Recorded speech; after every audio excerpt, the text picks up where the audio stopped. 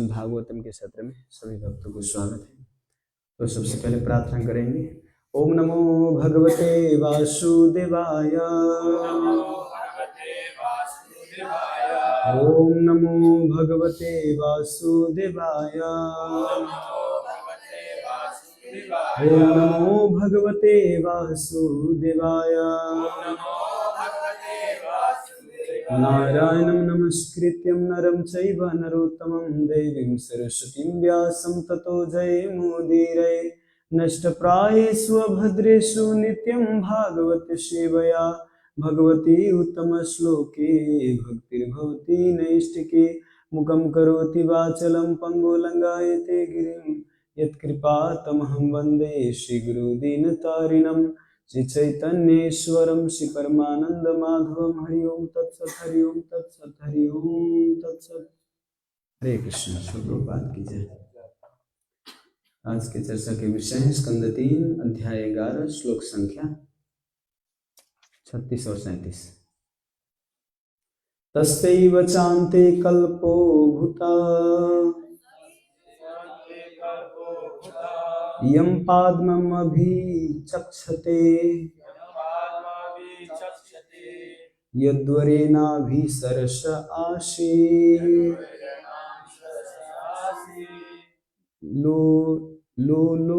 ललोकसरोरुहम् तस्यैव च अन्ते कल्प अभूतयं पाद्म अभिचक्षते यत हरिणाभिसरसः आसीत् लोकसरोरुहम् तस्यैव चान्ते कल्प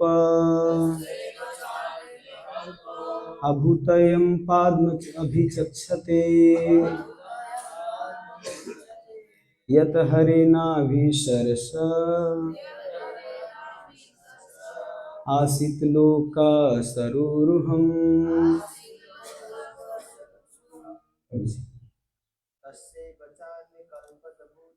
तस्यैव चान्ते कल्पो भूता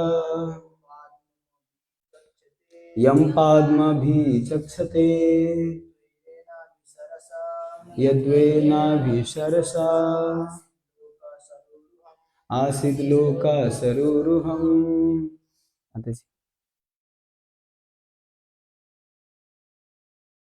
ट्राई करना। तस्यैव चान्ते कल्पो भूता यं पाद्मभिचक्षते यद्वरेणाभिसरसा आसीत् लोकसरोरुहम्। धन्यवाद। शब्दार्थ अनुवाद तात्पर्य दिए हैं श्री भक्तिवेदांत स्वामी श्री प्रभुपाद की जय। तस्य ब्रह्मा कल्प का एव निश्चय ही च भी अंते के अंत में कल्प अभूत उत्पन्न हुआ यम जो पाद्म अभिचक्षते कहलाता है यत जिसमें हरे भगवान की नाभि में सरसः जलाशय से आसित था लोक ब्रह्मांड सरोरुहम कमल। अनुवाद इस प्रकार है। प्रथम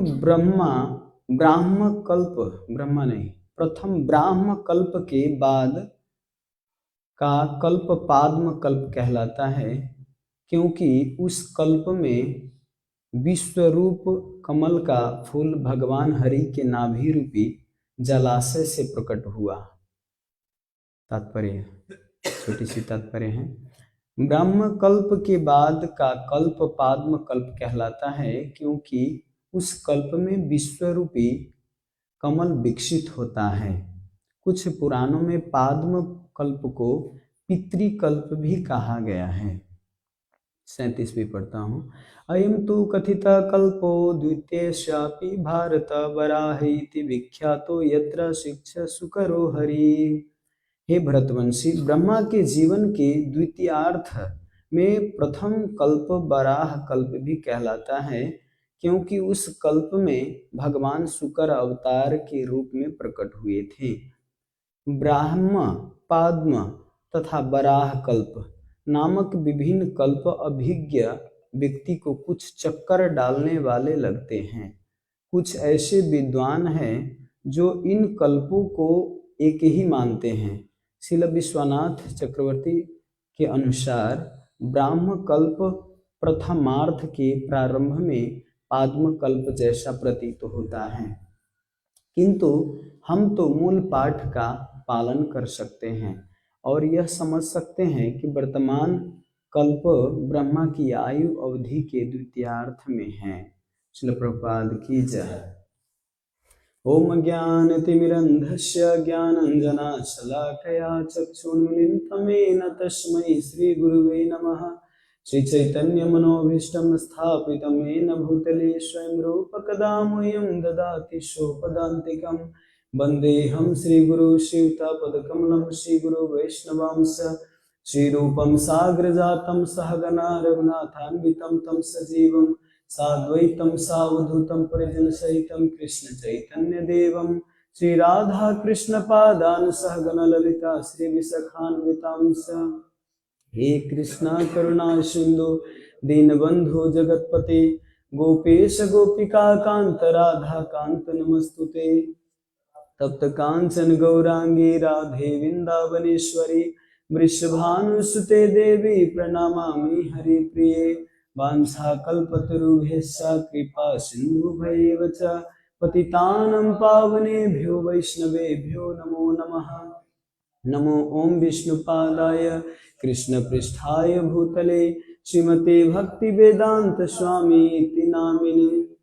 नमस्ते सरस्वती देवे गौरवाणी प्रचारिणी निर्विशेष शून्यवादी पाश्चात्य देशतारिणी।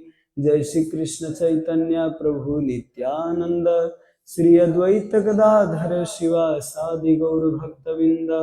हरे कृष्णा कृष्ण कृष्णा हरे हरे, हरे राम राम राम हरे हरे।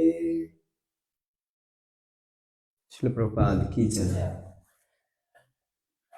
तो अभी कुछ देर पहले मैं कथा सुन रहा था भागवत की, इसमें श्री रंगम की कथा बता रहे थे।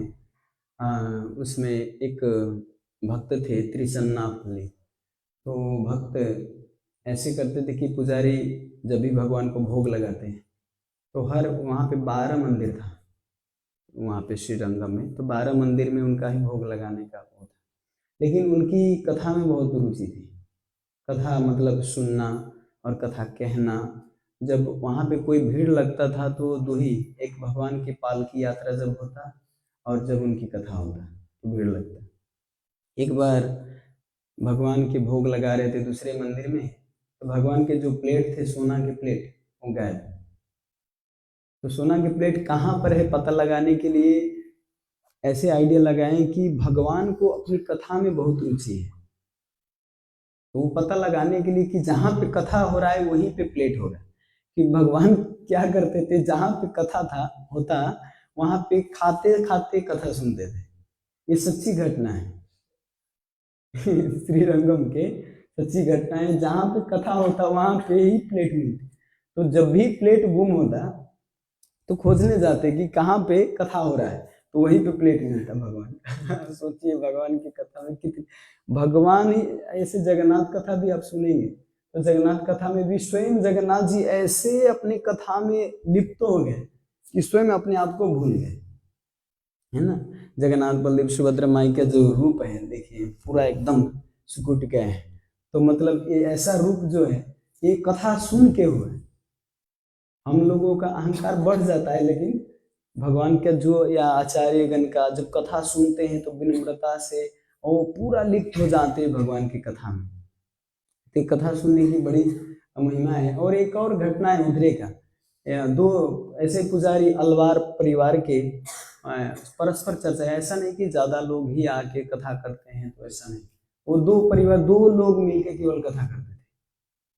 और पहले पहले क्या होता था, राजा लोग कुटिया बनवा देते थे, छोटी छोटी कुटिया, जहाँ पे संत लोग बैठ के कम से कम चर्चा परिचर्चा कर सके। तो वहाँ पे कुछ ही लोग, 4-5 लोग बैठ सके, ऐसा जगह था।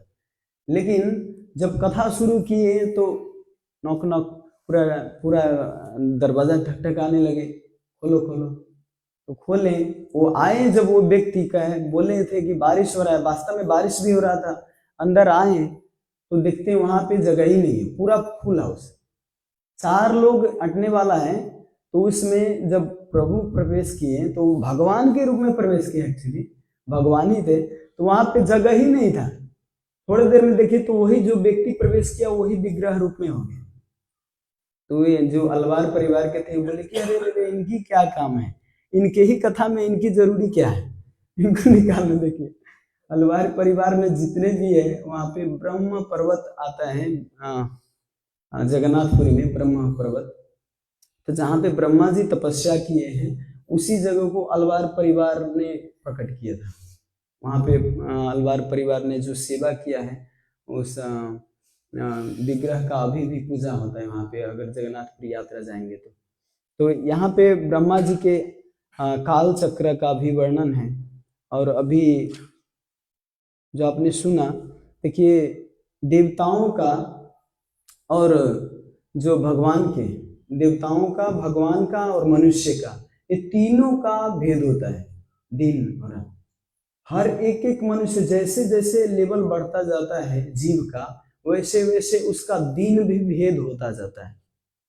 जैसे कल्प भेद आपने सुना हो, कल्प भेद, ये कल्प भेद तो छोड़िए, कल्प भेद तो है, बहुत लोग को कल्प भेद बताएंगे तो कहेंगे कि बात टालने के लिए कल्प भेद कह रहे हैं। हम अब्दुल्ला प्रभु जी से उस दिन पूछे थे, प्रभु जी कभी कभी अवतार के बारे में ही शंका होती है कि ये अवतार है या ये अवतार है कि ये अवतार है। कभी कभी श्वेत बराह, कभी नील बराह, कभी क्या बराह। अभी यहाँ पे शुक्र रूप का वर्णन है, भगवान शुक्र रूप में अवतार लिए। तो कई अवतार, एक ही लीला आता है, एक ही लीला के कई अवतार आता है। तो उसमें प्रभु जी बोले कि ये कल्प भेद है, कल्प भेद बता देना चाहिए।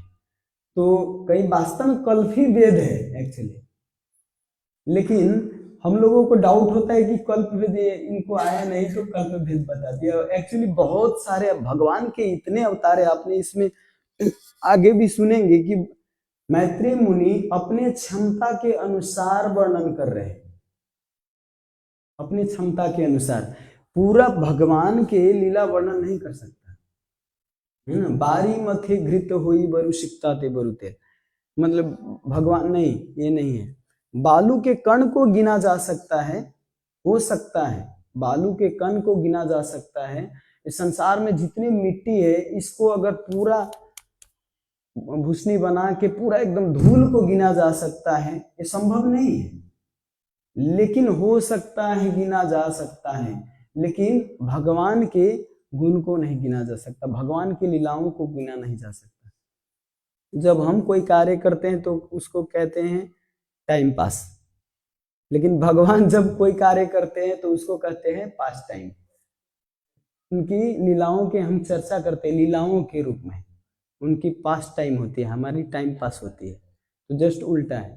तो यहाँ पे जो शुक्र रूप के वर्णन हुआ है, तो इस शुक्र रूप में एक्चुअली क्यों वर्णन हो, ये शुक्र अवतार क्यों हुआ, इसके बारे में थोड़ा चर्चा करते हैं।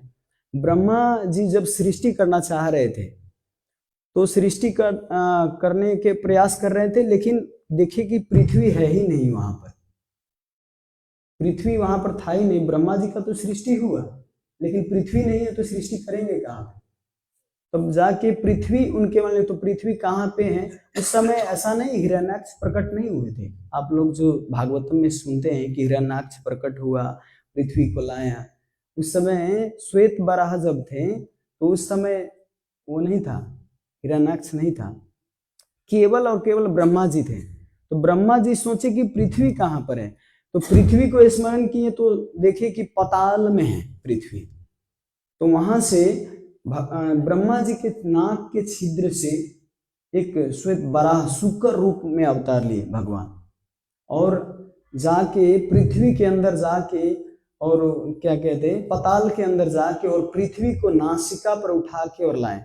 तो जो नासिका पर, देखिए पृथ्वी तो गोल है, तो गोल पृथ्वी को जहां पे उठाएंगे तो कई एकड़, कितना चौड़ाई होगा भगवान के नाक, और कितना चौड़ाई में जहां पे रखे होंगे उस पृथ्वी को, तो उसी जगह को बराह क्षेत्र कहते हैं, जहां पे नासिका धारण किए थे, नासिका पर जहां पे धारण किए थे, है ना, बराह क्षेत्र कहते हैं उसको।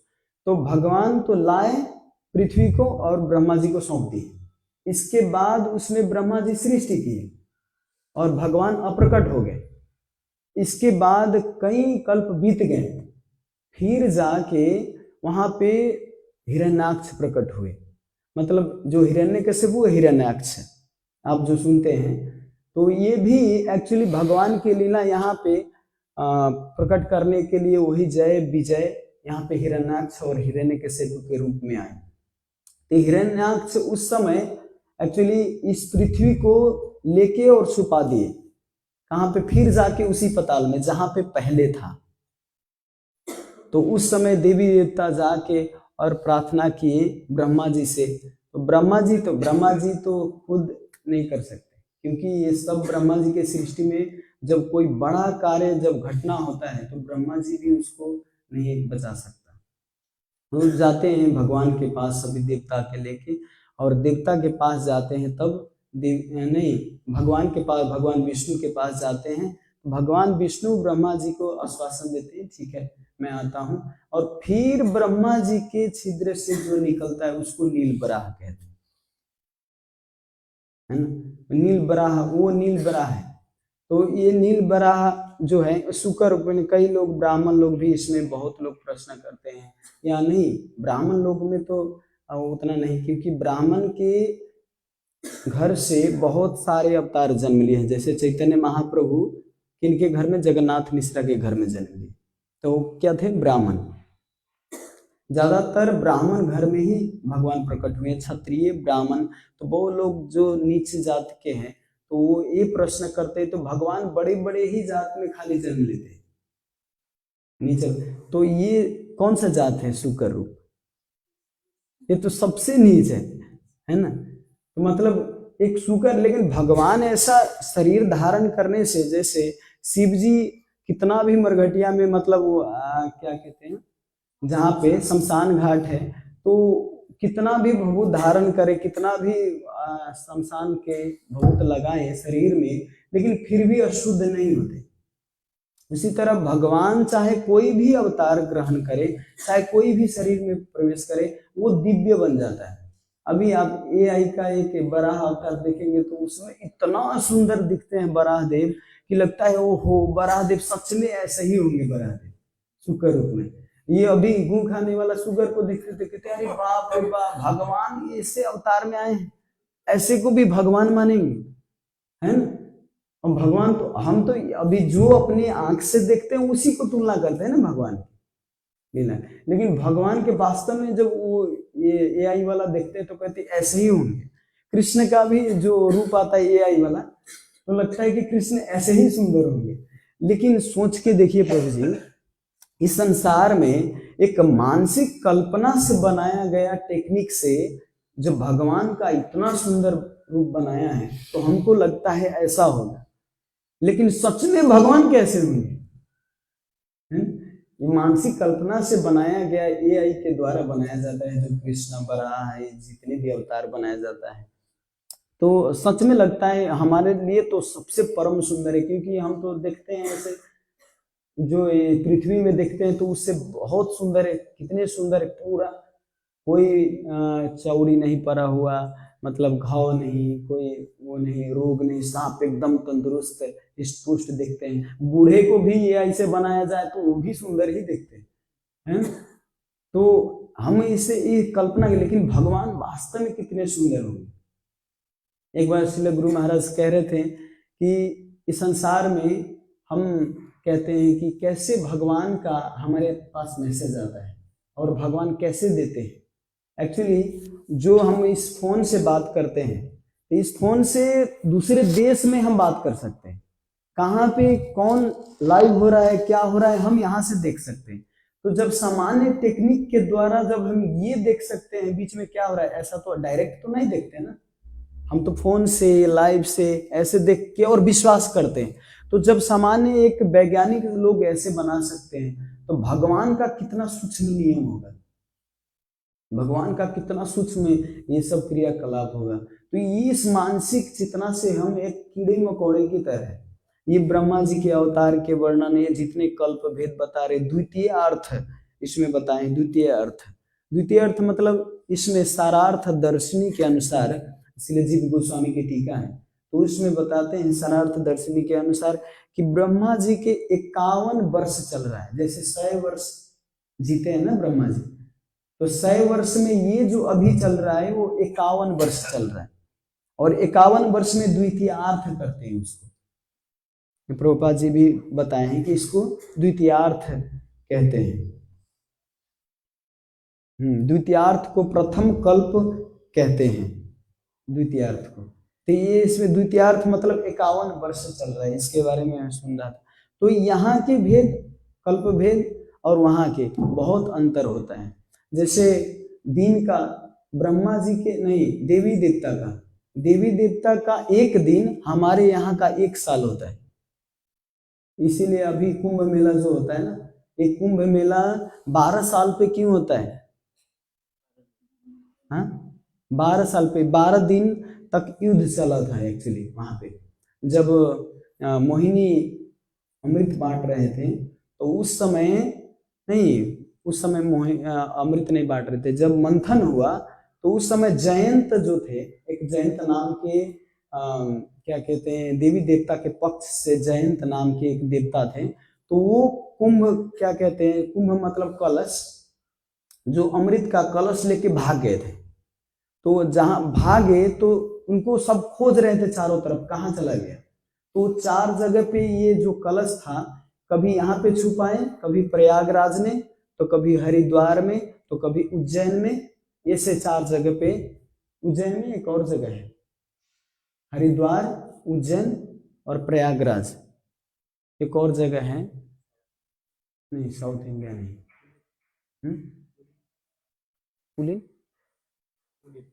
नहीं, पुणे नहीं, हाँ नासिक, पुणे में नासिक में ये 4 जगह पे छुपाए थे जयंत ये अमृत।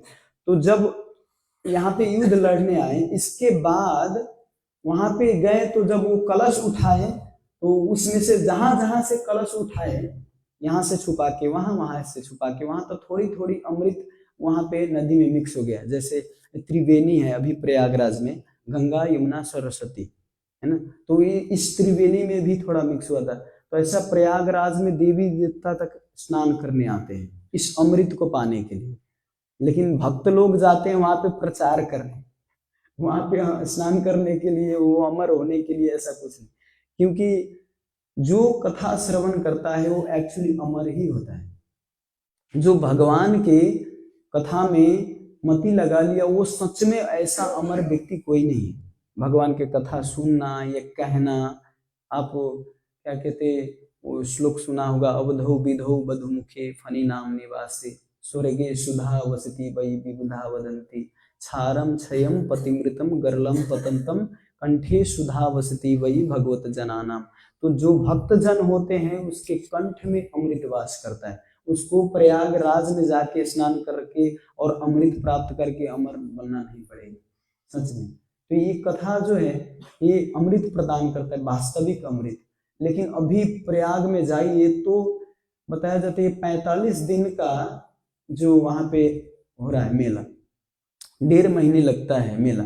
45 दिन में 45 करोड़ से ज्यादा आदमी आते हैं वहां पे, 45 करोड़ से ज्यादा। वो लोग मतलब एक कर्मकांडी से भी, और आदमी के अंदर एक श्रद्धा है। जैसे प्रभुपाद जी कहते थे, कितना भी नास्तिकता बढ़ जाए भारत में, नेपाल में, लेकिन फिर भी एक कुंभ मेला होता है तो करोड़ों करोड़ों लोग आते हैं। इसका अर्थ कुछ न कुछ तो श्रद्धा है आदमी के अंदर, नहीं तो कैसे आते इतना लोग, है ना? बिना श्रद्धा के चाहे कितना भी ये रामपाल, ये कहते आसाराम, जितना भी बढ़ रहा है ये चुटपुटिया भगवान सब, ये सब चुटपुटिया भगवान जाके फिर उसी कुंभ मेला में जाके प्रचार करते हैं भगवान के भगवान नहीं है। कृष्ण के फोटो दिखा के कहते ये कृष्ण नहीं है, ये काल है। ये बेवकूफ, जो कृष्ण नहीं है तो कृष्ण का फोटो क्यों दिखाते है ना। राम नहीं है तो राम का फोटो क्यों दिखा दे। तुम्हारा कौन है, कौन काल का फोटो तो दिखाओ, नहीं तो काल मेरे अंदर प्रवेश कहते हैं। हाँ, तुम ही मिले हो एक प्रवेश करने के लिए। मतलब इतना, मतलब कितना भी नास्तिकता बढ़ जाए लेकिन फिर भी कहते हैं प्रभुपाद जी, वो सब नास्तिक हो आस्तिक हो सब प्रयाग में आके वहां पे स्नान कर, कुछ न कुछ तो है अंदर।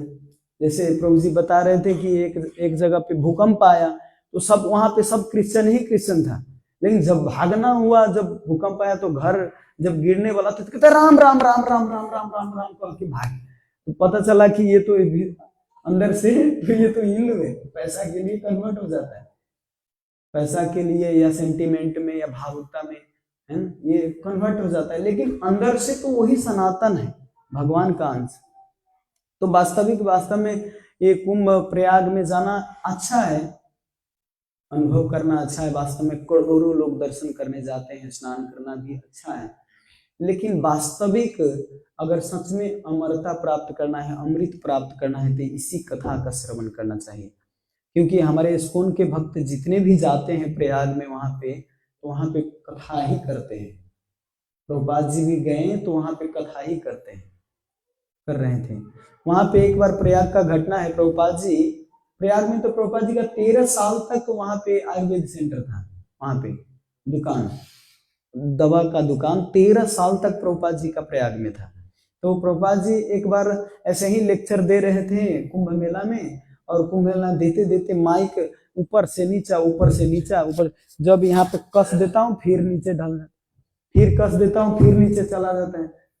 तो प्रभुपाद जी एक शिष्य को बोले कि तुम्हारा जनेऊ निकाल के इसको बांध जनेऊ निकाल के उसको बांध दिए पूरा बढ़िया से। एक्चुअली हम सैफरन धारण करते हैं, जनेऊ धारण करते हैं, हम जितने भी धारण करते हैं ये सब सेवा के लिए, भगवान के प्रसन्नता के लिए, गुरु के प्रसन्नता के लिए। अगर गुरु प्रसन्न हो जाए तो भगवत प्राप्ति निश्चित है। लेकिन आप जनेऊ लगा के हो सकते हैं भगवत धाम न जाए, लेकिन वहां पे प्रभुपाद जी प्रसन्न होंगे तो प्रभुपाद जी की कृपा से हो सकता है जाए।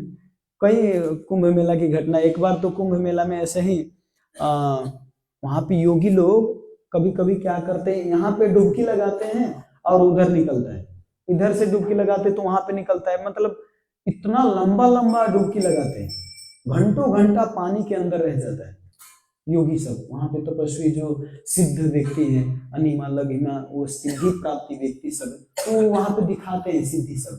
तो आदमी वही सिद्धि के देख के आप पूरा भौंका रह जाते हैं देख के कि कैसे सिद्धि दिखाते हैं।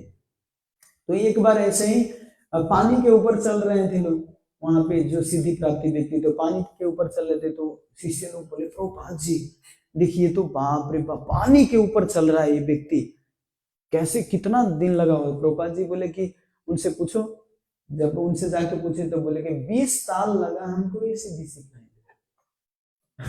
20 साल के बाद मैंने इस पानी पे चलना सीखा हूँ।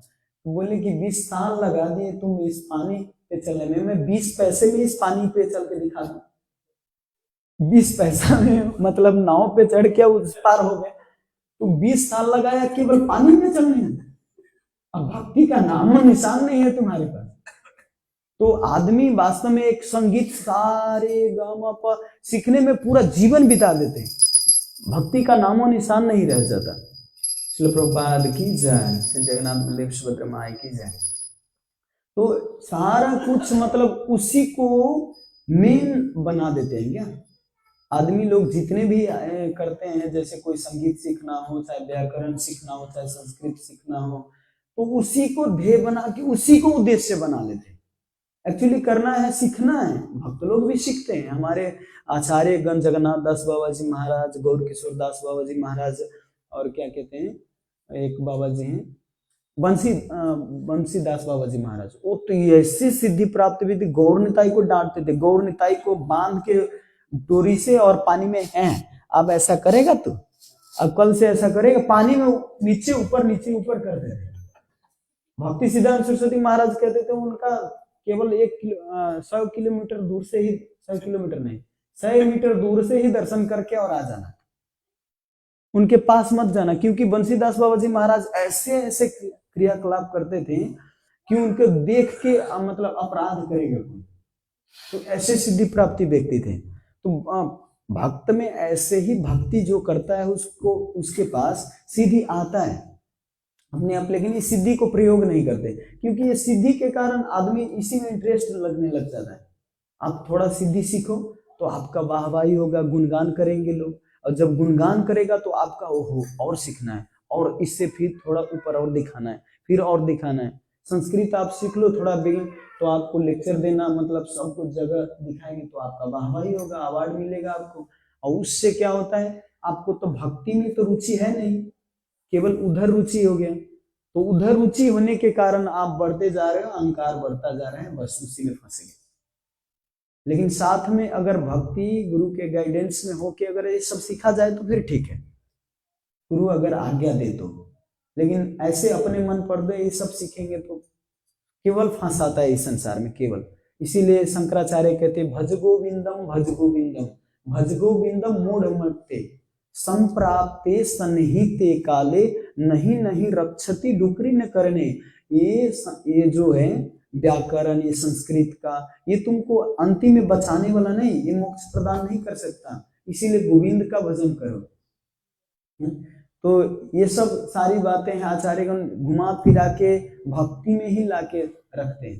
चाहे कोई भी हो, इवन शिव जी जो प्रचार करने आए थे शंकराचार्य मायावाद के रूप में, लेकिन वो भी घुमा फिरा के भक्ति ही अपनी प्रस्तुत की। तो हमारे आचार्य और हमारे श्रील प्रभुपाद जी डायरेक्ट रूप से केवल भक्ति का वर्णन किए, डायरेक्ट रूप से, लेकिन इसको स्वीकार नहीं कर सकते लोग, इसीलिए बहुत ज्यादातर टिकते नहीं, इसीलिए बहुनाम जन्माना उनते ज्ञानवान प्रपद्यते। मैं कभी कभी सोचता हूँ ये कैसे हो सकता है यार, पता हो के भक्ति कैसे छोड़ सकता है। एक्चुअली ये बहुत फिल्टर होते जाता है ना, भक्ति में भक्त लोग फिल्टर होते जाता है, धीरे धीरे अपना अपना इच्छा पूरा करने लग जाते हैं। इसमें कोई कोई दुर्लभ व्यक्ति है जो कृष्ण प्रेम को प्राप्त कर पाता है, बहुत दुर्लभ। इस मंदिर में इसमें से पता नहीं कौन प्रेम प्राप्त करेगा, कौन शुद्ध भक्त है इसमें, है जरूर इसमें, तभी तो सेंटर चल रहा है। यहाँ पे है कोई शुद्ध भक्त, है कि नहीं? श्रील प्रभुपाद तो सच में है ही है, लेकिन हम लोगों के बीच में कोई है। अब कौन है पता नहीं, लेकिन है। ये संस्था चलाने की एक टेक्निक है, मतलब कोई न कोई भगवान भेजते हैं वहां पे किसी के नंद, तो इसीलिए हम हर एक को रेस्पेक्ट करके और भक्ति में आगे बढ़ना चाहिए, क्योंकि कोई भी शुद्ध भक्त हो सकता है। मानिए अभी नहीं है, बाद में कहीं हो गया तो अपराध तो लगेगा। ध्रुव महाराज और क्या कहते, ध्रुव महाराज के भाई का नाम क्या था? उत्तम। हाँ, उत्तम का मृत्यु क्यों हुआ? उनके माता अपराध किए थे ध्रुव महाराज के ऊपर, सुरुचि ध्रुव महाराज के ऊपर अपराध किए थे, उनको बोलते मेरे ही गर्भ से जन्म लेना पड़ेगा, तो इसीलिए अपराध के कारण बाद में उत्तम को वो दंड मिला और उनकी माता को भी दंड मिला। ऐसा एक कारण ये भी बताया जाता है। तो अपराध जब होता है तो कोई न कोई किसी न किसी तरह से हमारे जीवन में उसका प्रभाव पड़ता है। कभी कभी लगता है बहुत अच्छा भक्ति चल रहा है, बीच में हैम्पर हो जाता है, बीच में पतन हो जाता है, तो वो सच में इसी के कारण होता है। कभी कभी हम अपराध करते हैं, इसीलिए रामचरितमानस में तुलसीदास जी भी बताते हैं कि 9 लोगों से कभी दुश्मनी नहीं करनी चाहिए।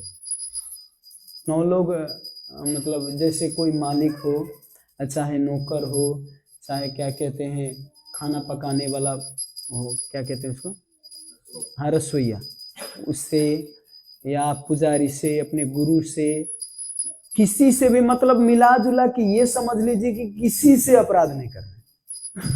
ये 9 लोग में सारा कोई आ जाता है, मिला जुला के किसी से अपराध नहीं करना है, बचा के। तो ये कीट के बता दिए हैं कि 9 लोग, और 9 लोग आप सोचेंगे तो किसी से अपराध नहीं करेंगे। श्रील प्रभुपाद की जय, अनंत कोटि वैष्णववृंद की जय, निताई गौर प्रेमानंद, हरि हरि बोल। हरे कृष्ण। जैसे अपराध करने का मूल कारण क्या होता है?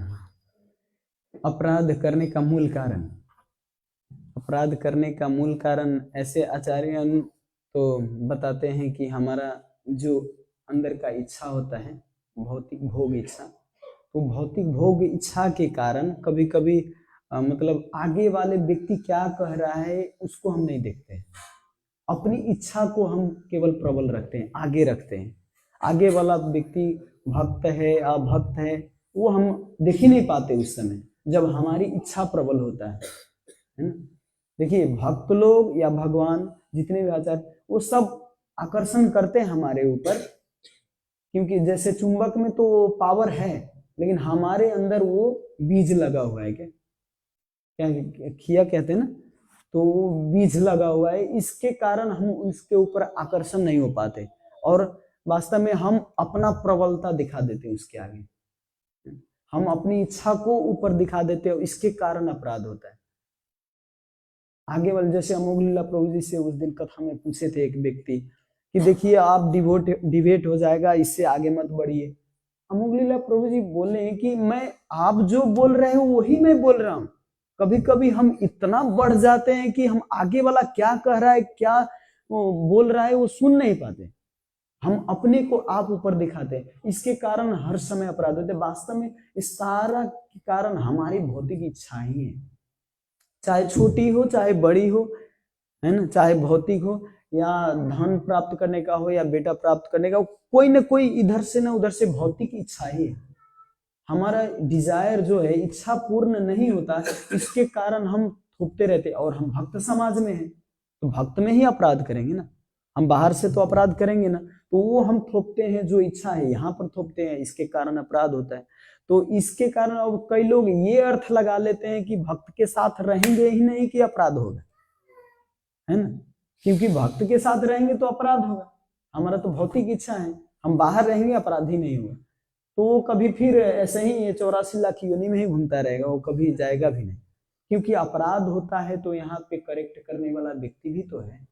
वैष्णव से अपराध होता है तो वैष्णव अपराध के कई ऐसे टेक्निक ये भी बताते हैं बचने के लिए कि हर समय अपने आप को स्मरण दिलाओ कि वास्तव में तुम किस लिए भक्ति में आए हो। हम एक्चुअली भूल जाते हैं कि मैं किस लिए भक्ति में आया हूं, हम सेवा करते करते जब पोस्ट पद मिलता है तो भूल जाते हैं अपने आप को, तो हर समय मैं किस लिए भक्ति में आया हूं, मैं किस लिए भक्ति में आया हूं, ये अपने आप से जब प्रश्न करते हैं, और जितने भी व्यक्ति हमको दुख दे रहा है या चाहे कोई कष्ट दे रहा है तो भगवान ही माध्यम बना के हमको शुद्ध करने के लिए, केवल वो माध्यम है, ऐसा जब सोचेंगे तो अपराध नहीं होगा। लेकिन अपराध करने का वही मूल कारण है कि हम अपने आप को इच्छा को रखना चाहते हैं, इच्छा पूरा करना चाहते हैं। इवन गुरु के आगे प्रभु जी जब गुरु आज्ञा देते हैं आपको तो कहते हैं प्रभु जी हमसे ये नहीं होगा, डायरेक्ट अगर उसको बिना मतलब हम हमारा योग्यता नहीं है लेकिन आप कहेंगे तो मैं करूंगा, ये कहना और हमसे ये होगा ही नहीं, डायरेक्ट कह देना, तो उनके मन में थोड़ा सा भी क्षुब्ध हो गया तो ये भी अपराध है ना। कि ये कहने के वास्तव में गुरु महाराज जी कह रहे थे सारा घुमा फिरा के बोली में ही आता है, बोली कैसे बोला जाता है, बोली व्यवहार कैसा है उससे भी बहुत हमारे जीवन में प्रभाव पड़ता है। हरे कृष्ण।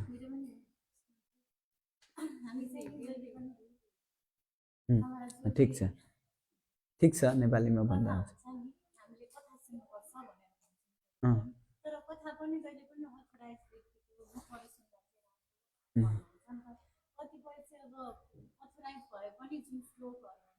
आफ्नो तरिकाले गर्नु पर्दा त्यो पनि राम्रो हुँदैन पनि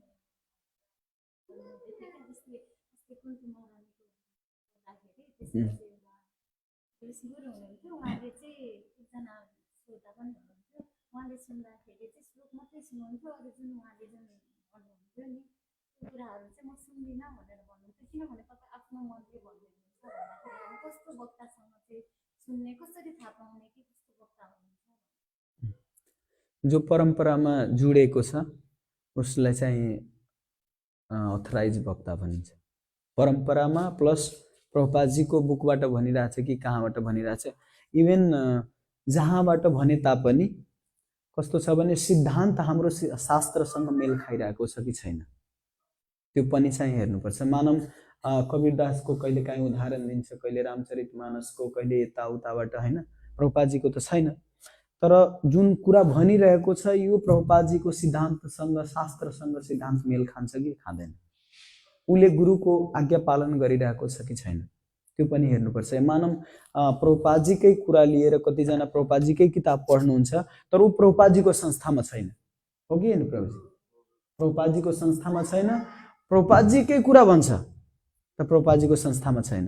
ऊ आफ्नो मनगढन्त कार्य गरेर आफ्नो मनगढन्त आफ्नो इच्छा पूरा गरिरहेको छ। तर मानव प्रभुपादजीको संस्थामा छ, प्रभुपादजीकै मिसन अगाडि बढाउनलाई कहिलेकाहीँ वैज्ञानिकको फिलोसफी युज गर्छ, कहिलेकाहीँ रामचरितमानस, कहिलेकाहीँ कविता, लोक हो नि त, लोक के भन्छ एउटा लोक परम धर्म के होइन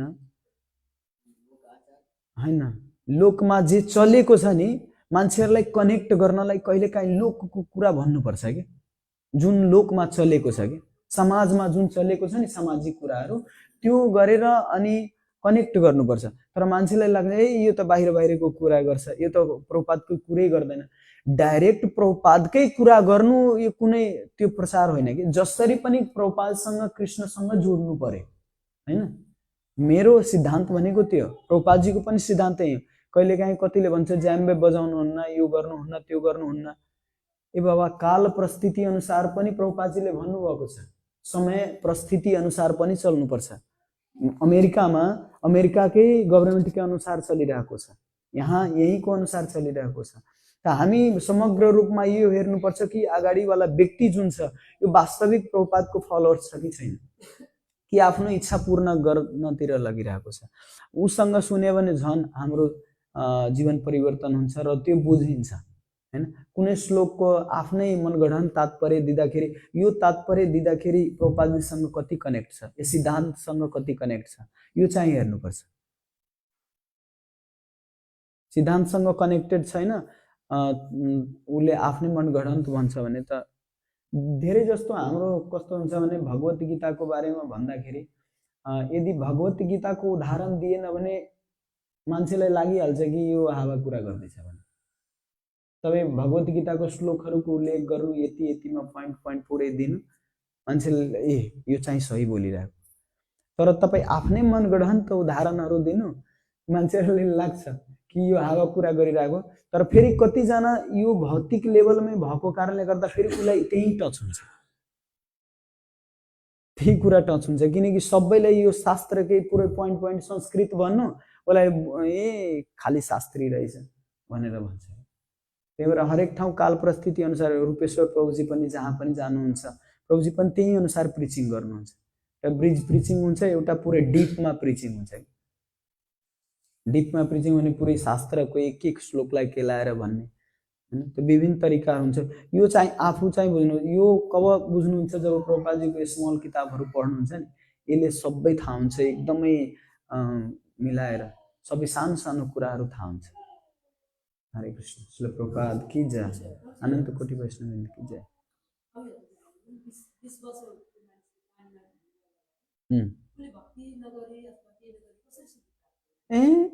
भक्ति गर्नै पर्छ सिद्धि प्राप्त गर्नलाई। सिद्धि प्राप्त गर्नलाई माथि हजुर अहिले पनि कुम्भ मेलामा जानु, जो चाहिँ प्राप्त गरेको छ, जो सिकाउँछ उनीहरूसँग त्यो सँग गर्नु।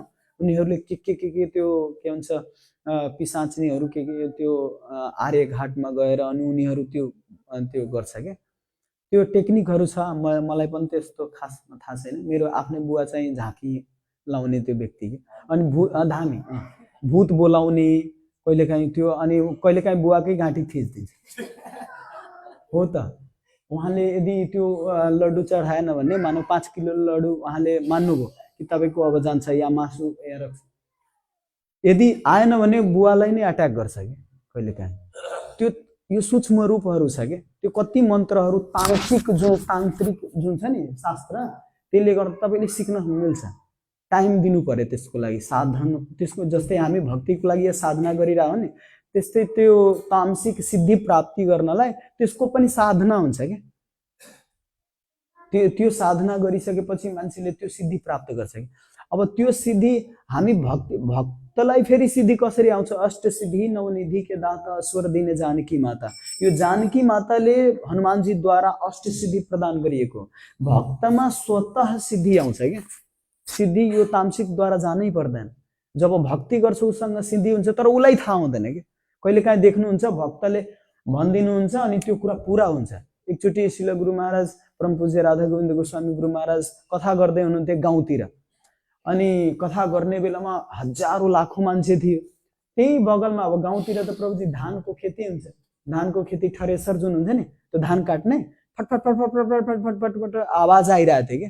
अनि गुरु महाराजले भन्नुभयो एकजना शिष्यलाई गएर उसलाई भन न बन्द गर्नलाई, कथा भइरहेछ, पछि चाहिँ बरु 2-3 घण्टा त हुने कथा, पछि फेरि चलाउने भनेर भन्नुभयो गुरु महाराजले। भन्दाखेरि त्यो व्यक्तिले गुरु महाराजको एकजना शिष्य पर्सनल सेक्रेटरी एकजना हुनुहुन्छ, अहिले पनि हुनुहुन्छ, उहाँ चाहिँ गएर त्यो थ्रेसरवालालाई भन्नुहुन्छ अहिले नकाट्नुहोस्, अहिले चाहिँ कथा भइरहेको छ, धेरै डिस्टर्ब भइरहेछ। गएर भन्दा उसले भन्नुहुन्छ हे मेरो कथासँग के मतलब, मेरो आफ्नो काम रुक्यो भने फेरि के हुन्छ, तपाईहरुले आएर गर्दिनुहुन्छ भन्दाखेरि मानेन। अनि त्यो भक्त रिसायो, गुरु महाराजले मलाई आज्ञा दिएको बन्द गराउनलाई, यहाँ यो मान्छे बन्द गरिरहेछ नि भनेर। अब देखा अब क्या होगा, अब देखना, अब मैं जा रहा हूँ, अब क्या होता है। यति भने के हुन्छ जान भनेर उहाँ चाहिँ निस्कनु भयो भक्त। केही बेरमै उहाँको त्यो थ्रेसरको त्यो जुन बेल्ट हुन्छ नि, त्यो बेल्ट फटाक्सिने टुटेर अनि पुरै चारैतिर फैलियो कि उसको मेसिन। अनि त्यसपछि आएर दौड्दै त्यो मालिक आएर महाराज माफ करिए महाराज, आपका बात न मान के हमारा तो पाठ पुर्जा अलग अलग छीन भिन हो गया। अब आज के बाद थ्रेसर चलेगा ही नहीं जब तक कथा चलेगा। मतलब जो मशीन है तो थ्रेसर कहते हैं,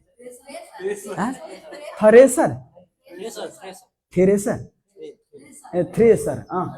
हाँ थ्रेसर चलेगा ही नहीं जब तक कथा चलेगा। क्योंकि बाप रे आप तो महान संत, जब थोड़ी थोड़ी हमारे जीवन में घटना आता है तब पता चलता है कि हाँ ये सही संत है। तो वास्तव में भक्त के अंदर सिद्धि होते है, जो बोल देता है वो पूरा हो जाता है। कभी कभी इवन प्रभु जी भी कभी कभी बोल देते तो कभी कभी पूरा हो जाता है, मुझे लगता है हाँ सच में। लेकिन एक्चुअली भगवान उनके द्वारा कभी कभी करवा देते, कभी उनके द्वारा कभी उनके द्वारा। तो ये भक्त के अंदर सिद्धि होते, लेकिन इसको प्रकट नहीं कराते कि नहीं तो अहंकार से तो फूल के और ढेमना हो जाएगी। ढेमना मतलब फूल के बेंग जब फूलता है ना, हाँ गुब्बारा जैसे। हरे कृष्ण, श्री प्रभुपाद की जय।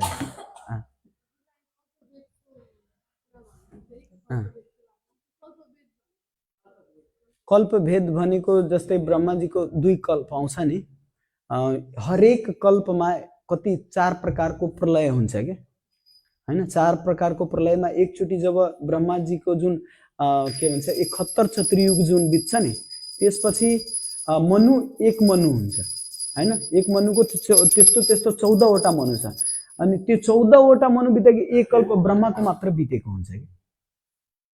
अनि त्यति बेला चाहिँ एउटा यो सृष्टिको भित्र नै यो सबै प्रलय हुन्छ कि। ब्रह्माजी मर्नुहुन्न, तर हरेक दिनमा ब्रह्माको एक दिनमा एउटा भगवानको अवतार हुन्छ रे, हरेक दिन ब्रह्माको दिनमा हैन। त्यो यो हरेक कल्प हुन्छ। अब यसै भित्र पनि भगवानले लीला अवतार, अब सोच्नुस् ब्रह्माको एक दिनमा एउटा अवतार भयो, फेरि अर्को दिनमा अर्को अवतार भयो ब्रह्माको। तो हरेक कल्पमा जब जन्म लिनुहुन्छ नि भगवान, त्यो हरेक लीलाहरू वर्णन हुन्छ कि। श्वेत वराह, नील वराह, यो हरेक दिन मतलब जसरी जसरी त्यो घटना हुन्छ, लीला गर्नुहुन्छ भगवानले, त्यो एक एक वर्णन हुन्छ कि। हाम्रो दिन जस्तै डिफरेन्ट छ, साल महिना यो जस्तै छ, त्यस्तै ब्रह्माजीको कल्प छ कि उहाँहरूको। एक कल्प भनेको उहाँको एक दिन 12 घण्टा मात्र हो। दोस्रो कल्प भनेको राति, दुईटा कल्प उहाँको 24 घण्टा हुन्छ। त्यस्तो ब्रह्माजी तो कल्प उहाँहरूको भाषामा, हाम्रो अब महिना वर्ष जस्तै उहाँको कल्प भेद हो। हरे कृष्ण, श्री प्रभुपाद की जय।